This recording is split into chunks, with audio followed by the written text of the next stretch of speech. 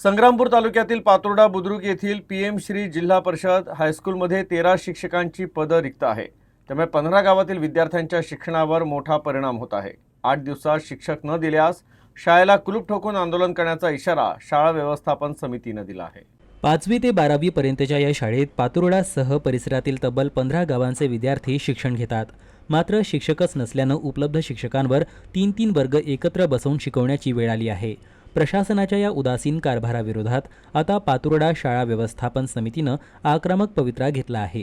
आगामी 8 दिवसात जर शिक्षकांची ही रिक्त पदं भरली नाहीत तर थेट शाळेला कुलूप ठोकून तीव्र आंदोलन छेडण्याचा इशारा समितीने दिला। शाळा व्यवस्थापन समितीचे अध्यक्ष विष्णू पाटील, सर्व सदस्य आणि ग्रामस्थांनी प्रशासनाला हा निर्वाणीचा इशारा दिलाय। आमच्या शाळेमध्ये 850च्या जवळपास विद्यार्थी शिकतात आणि आम्हाला कमीत कमी मंजुरात आहे 25 ते 26 शिक्षक। त्यापैकी किती आहेत? त्यापैकी आम्हाला सध्या किती आहेत? 13-14 शिक्षक आहेत।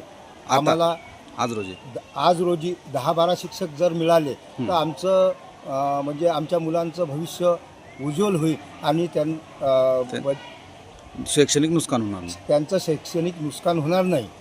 ठीक आहे। तर आता तुम्ही तुमच्या निवेदनामधून प्रशासनाला कशा प्रकारे मागणी केलेली आहे?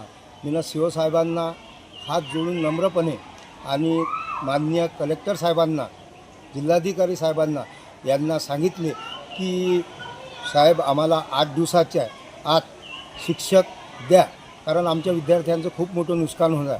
8 दिवसाच्या आत शिक्षक न दिल्यास शाळेला ताला ठोकव आंदोलन करू।